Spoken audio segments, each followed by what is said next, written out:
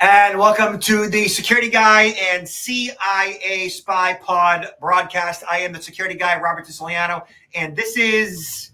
I am the CIA spy, Peter, former CIA spy. I put a caveat that so people don't get necessarily so worried if I come into their life at some moment. Peter Warmka. Peter, yeah, like you're like legit, like Langley, West Virginia, retired former CIA spy. I am legit, 100%. I don't need to lie anymore. Yeah. And right, like that was you were an operative. Yes, I was over 2 decades an operative. I mean, I did have some management responsibilities in the latter part of my career, but most of the time I was out there in the field. And my job was to spot, assess, develop, recruit, and then handle sources predominantly to steal foreign intelligence. And so you essentially, like, literal boots on the ground, socially engineered people. Oh, yeah. I like to say human hacking. It's a little bit more visual, right? Yeah. And it works. Cool. I mean, it's amazing. It's really at the heart of so many, different. I mean, when it comes to security breaches across the board, as we talk about many times, it's at the. I mean, it's the leading cause, or at least the initial ploy is a social engineering ploy that usually ends up with the actual breach, and it also equates very well with the main tool that scammers and fraudsters are using today, not only to scam companies, but particularly to scam individuals. It's human hacking, social engineering. I don't care if you add different types of technology pieces to it, but at the heart of it, it's basic manipulating people. Focusing on that basic human psychology. And that basic human psychology, and I've been speaking about this quite a bit, is because security awareness training, most experts get up there and talk about, do these things, don't do these things, and so forth, and you should be fine. Manage your passwords, two-factor authentication, update your operating system, update your virus definitions, all that stuff, which is all basic stuff. But people don't necessarily care about any of that stuff or want to do any of that stuff. And so what I've been speaking about a lot is explaining to them how we as human beings trust by default. And it's that human psychology that you referred to that is what's interesting to people. And that's what gets their attention. And when they understand that in a security awareness program, then they're more apt to engage in the best practices of do this and don't do that and so forth. But trust really is what you exploited. Absolutely. It's at the heart of it. I mean, there's other techniques that are used, incorporated, to play upon people's emotions. It might be fear. It might be scarcity of time. It might be greed. But these are all different things. But as you said, the heart of this is that human trust. And, a lot of the training or things that come out today are like, talking about we need to have more public awareness, which is 100% true. But I think a lot of the training, the awareness is more like looking at what is the tech, what is the ploy, what is the scam of the day, instead of looking at trying to address this issue as using our critical thinking, that regardless of the new scam, the new ploy, the new technological piece that might play in here, it comes down to the same thing. A situation arises, we need to stop and analyze that situation before taking an action, and we need to do that across the board. So I think more of that needs to be how do we reform? I mean, how do our thinking, our analysis of these different situations? Because I'm looking at every single day. I put a Google alert, basically looking for elder scams, fraud, and I'm looking at all these. There's so many every day, but they're all the same when it comes down to that basic psychological, ploys that are used on these individuals. It's all the same, really, at the end of the day. So we don't need to learn about all these different types of scams per se. We have to learn about changing our mindset about how we approach these things that come our way, right? It's not when we reach out to somebody that we're going to get scammed per se. It's when someone who we don't know reaches out to us. Yeah. That's when we need to stop and really use our critical thinking skills. And now with AI, which you and I have been talking about quite a bit lately, and I think we're going to continue because it is taking hold. It's becoming a part of, I know I'm using it on a regular basis. I wouldn't even do a Google search at this point. I'm doing like a Gemini search, a ChatGPT search. If I want to get information, if I want to find an air conditioner, I'm using ChatGPT or Gemini to find deals on an air conditioner. If I'm looking for information on something or need to define something, I'm using AI. And then when it comes to content management, AI, gives me everything that I need to research. And so with fraud, it's being used to manipulate like it never has, like a tool that has not existed previously is now perfecting fraud and the social engineering aspects of fraud in ways in which it never has. But now with Fraud GPT, it manipulates audio, spoken word, voice, and video. And here, Rubio impersonator signals growing security threat from deep fakes. Dark Reading talks about an imposter who posed as the Secretary of State in text and voice communications with diplomats and politicians, demonstrates the increased sophistication of and national security threat posed by AI. This is just, a couple of weeks ago in Dark Reading. The case of a threat actor using AI to pose as Rubio in communication with foreign domestic diplomats as well as politicians demonstrates the growing sophistication and the increased threat AI poses to national security. WAPO reported that an imposter sent voice and text messages mimicking Rubio using AI, citing senior U.S. officials and State Department cable obtained by the publication. The impersonator used standard mobile text messaging as well as the encrypted messaging form app Signal in the campaign, which began in mid-June, right? I mean, when you're seeing this, when you're seeing AI used at the highest levels of government to manipulate those in the highest levels of government, the technology has come into its own, and criminals, fraudsters understand its value and its benefit.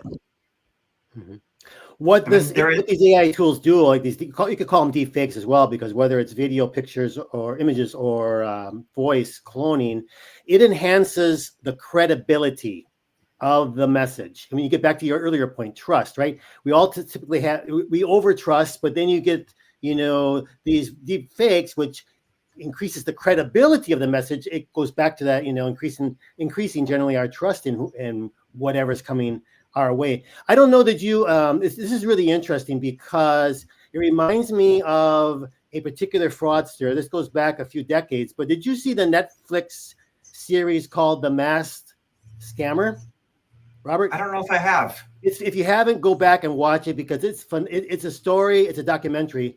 It's phenomenal because it talks about the scams that were conducted by, I think he was maybe Israeli initially, but he spent a lot of time in France. His name was Gilbert Chikli. And his con was he impersonated many times CEOs of companies, impersonate the presidents of banks, basically to get the underlings, right, to make those wire transfers like we hear about, we're hearing more and more about it, voice cloning, and people being subject to that, being defrauded and going ahead and complying with the instructions they are hearing from their senior bosses. Well, this guy was doing it back a couple of decades ago. Just, he didn't use voice cloning, but he would sort of impersonate them in the way they spoke. And also he knew the psychology. He knew how he learned a lot about the operations within companies, and he kind of know how they communicated. But even more interesting, because there's this parallel here with this particular voice cloning impersonation targeting a senior official in the government, right? Chikli also impersonated at that time the French Minister of Defense, because at that particular time I think there were some French citizens who were kidnapped and held in Mali. And the stance of the French government at that time was that they're not going to negotiate with terrorists, right? So they were unable to officially send money over to try to negotiate a release of these guys. So what Chikli took advantage of this situation to impersonate the French Minister of Defense by reaching out to high net worth individuals and saying, listen, this is a special government operation. You realize that we can't officially, this has to be off the books, but we need money to do this. Please contribute right now to this, and we will give you a guarantee 100% of that money is going to be returned to you. But we need your help right now. And it evoked patriotism, right? And this guy just used a silicone mask and basically got on, I don't know if it was LinkedIn or some platform with a silicone mask and was able to defake it. I mean, was able to impersonate, and it worked. Now today with this type of voice cloning, it lowers the bar, which makes not only people that are really crafty like him, but pretty much anybody with a minimal amount of experience can undertake these types of scams. Yeah, it's awesome and awful all at the same time. Here it is. No, this is amazing. Highly recommend it to everyone. Not just because it's a fascinating story, but I think you can also learn a lot about human hacking, social engineering, because this guy was a master. Still is. He's still alive. I think he's in prison right now, but I'm sure he's still out there conducting.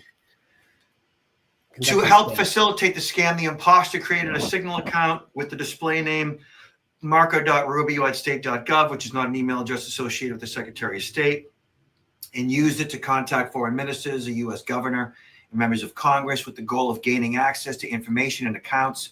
Other unspecified State Department officials were also impersonated in the campaign, according to the report. Yeah, man, like this is the direction that pretty much all fraud will be heading or is heading as we speak because it works. But the scary thing is that it's all the tip of the iceberg because very little of it gets reported, whether it's something that happened in the private sector or even here in the government sector. I mean, what's the threshold for reporting if someone, is aware that this scam took place or attempted scam took place? If it's for legal reasons, pretty much only companies have to report it, right? If they're looking at maybe the loss of PI information, right? I'm sorry, PII information of individuals. Yeah, otherwise, a lot of times this can go on, companies being defrauded, but they're not necessarily going to report this. So we occasionally hear of it, but I think the cases of this actually happening are so many more than we're aware of. It's unclear where the attack originated from, although there is some speculation that Russia adversaries are behind it, which makes total sense. We're look at consumer beware. Small businesses, CIOs, CISOs. If you're not training your people on the extent of the problem here and what to look out for, and getting back to the basics, the fundamentals of trust, and understanding how we, as consumers, as when I say consumers, not just of products and services, but you and I, we've been consuming the written word since elementary school. We've been consuming the spoken word via, say, radio.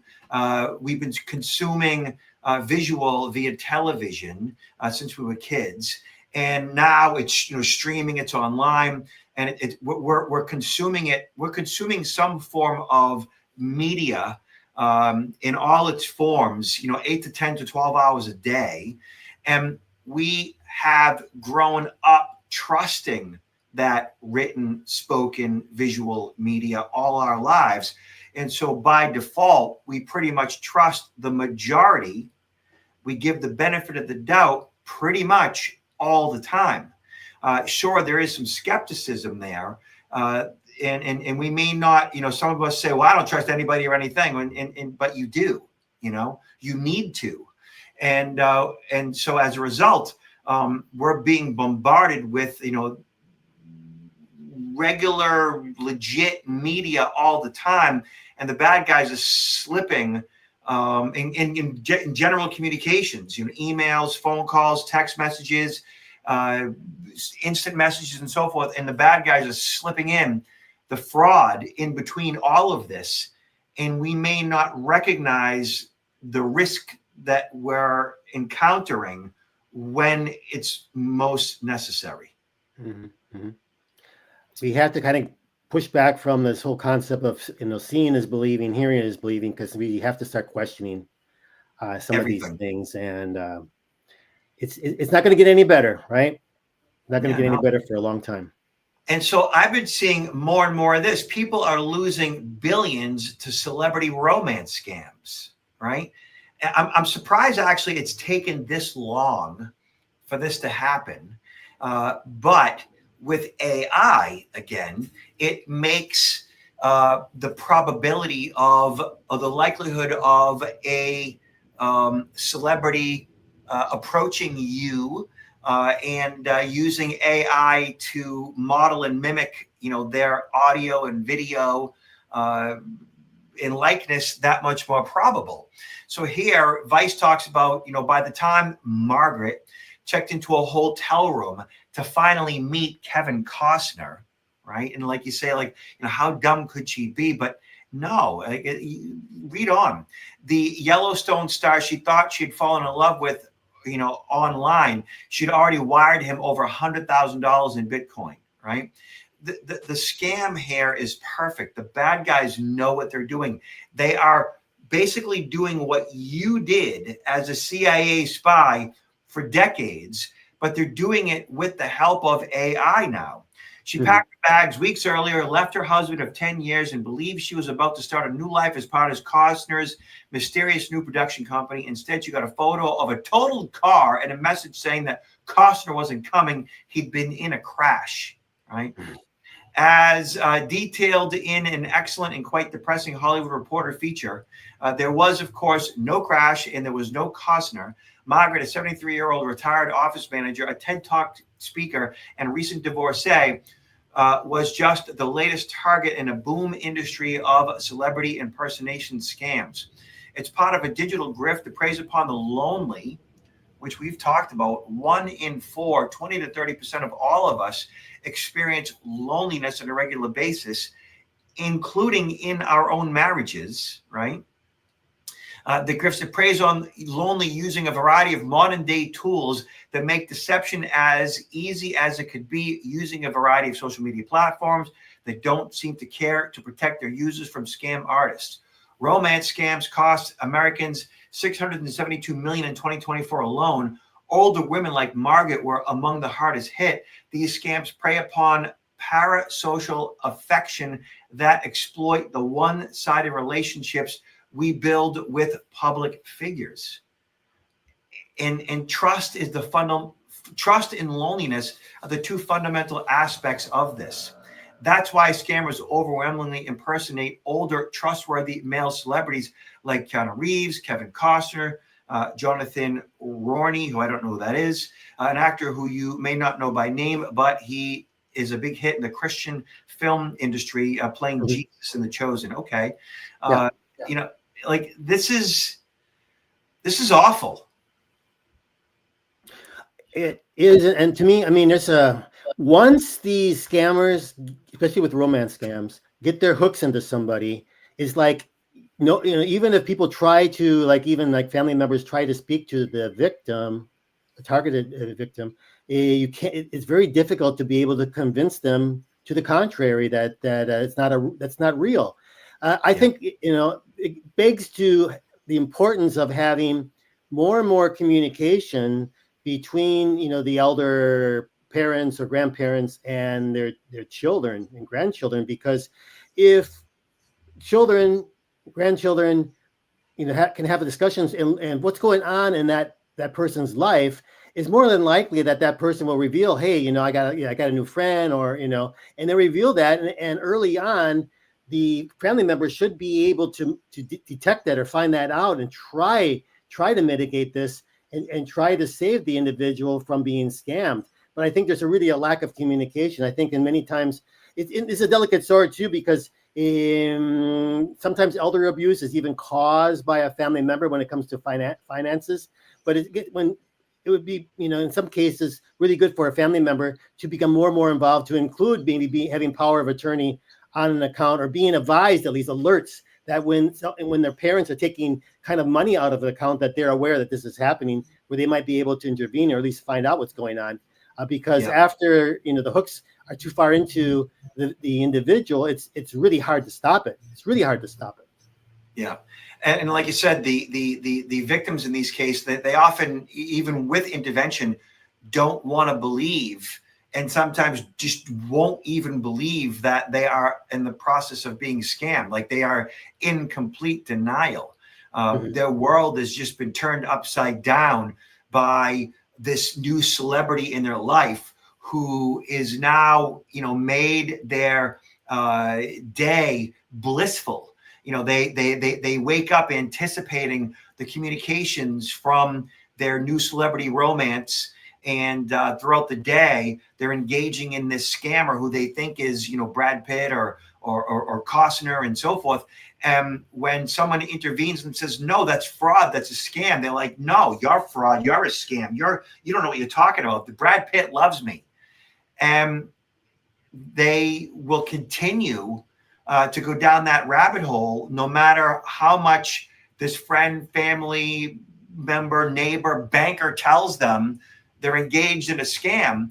They don't want to believe it because they feel so good, and nobody ever wants to think they're a victim of anything, especially, a romance scam, because when they initially were duped, 9 out of 10 times, that the victim was feeling a sense of loneliness on a regular basis.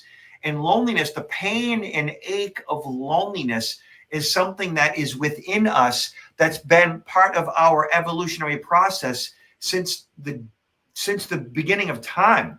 It's very much similar to the pain and ache of hunger pains. Oh yeah. It's like, you're like absolutely right. Hunger pains. We have hunger pains, because we're hungry, but we have hunger pains as a natural part of our species, so that you will eat, so that you will, nourish the body with food and water. We have thirst because we need to hydrate our bodies. We have hunger pains because we need to feed our body with food. And without hunger pains, without thirst, you wouldn't eat, and you would wither away and die, or you would dehydrate and die. Without the pain and ache of loneliness, you would not engage with others socially. And if you don't experience loneliness in any capacity at all, you have absolutely no motivation to be with others. Therefore, we would not procreate, and the species would wither away. We would slowly drop off. It's the same thing. And when you put it in that perspective, people begin to go, oh, that makes sense now. That's why people feel lonely. But in our modern age, loneliness is causing disease. Mm-hmm. And when this celebrity or this romantic partner comes into your life digitally, and you're feeling loneliness on a regular basis, and all of a sudden your new romantic partner, whether it's Kevin Costner or Brad Pitt or anybody, begins to make you feel whole, and that loneliness dissipates, you're like, this is great. I feel 20 years younger. I feel happy again. And you're not about to believe that it's a fraud.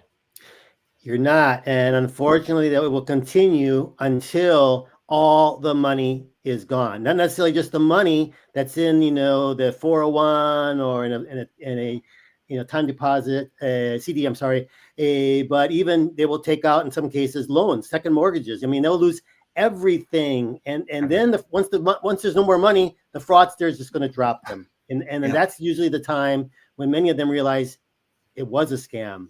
They lost all their money. They've damaged relationships with their family members.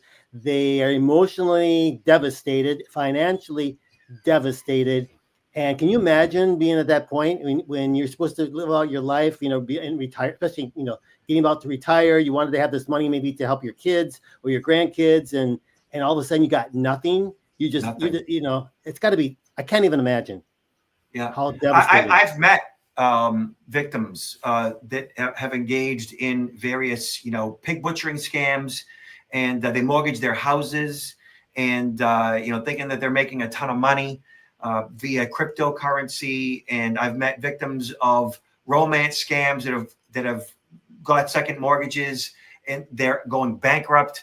Woman scammed into believing she was dating Brad Pitt, divorced her husband, transferred over $800,000.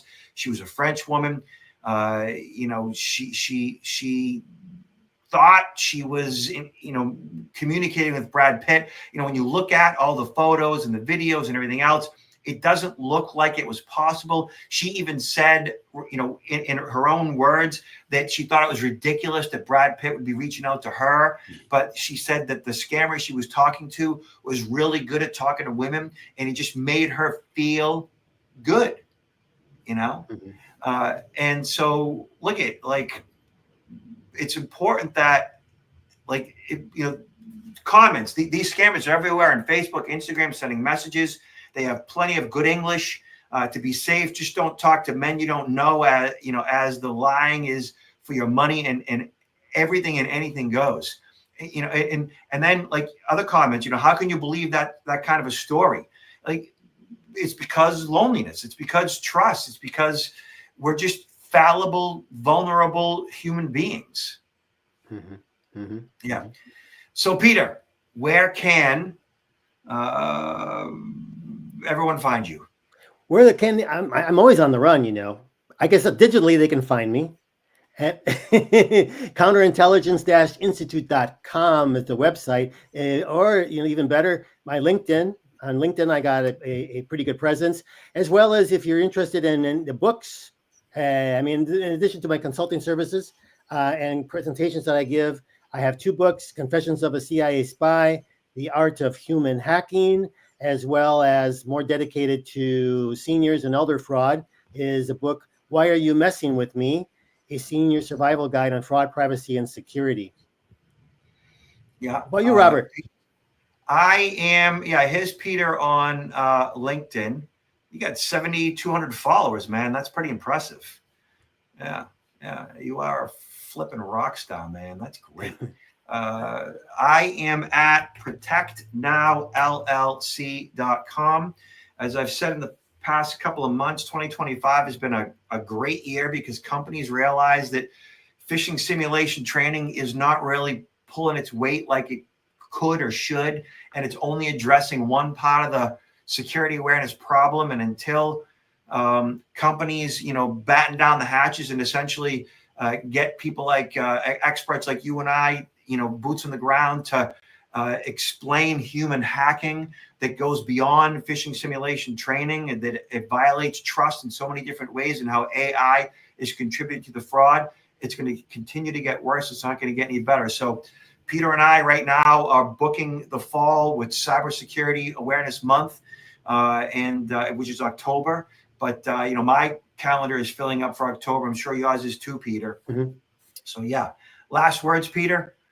Last words: exercise healthy skepticism. Always verify before trusting. Awesome, man. You're the best. I'll talk to you soon. Thanks, Robert.